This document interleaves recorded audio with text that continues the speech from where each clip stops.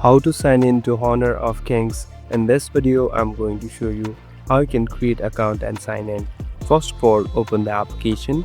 Now here, there are different options available. So there are two options, Google and Guest. So you can choose any one. So it is better you log in with your Google account because the data will be saved too.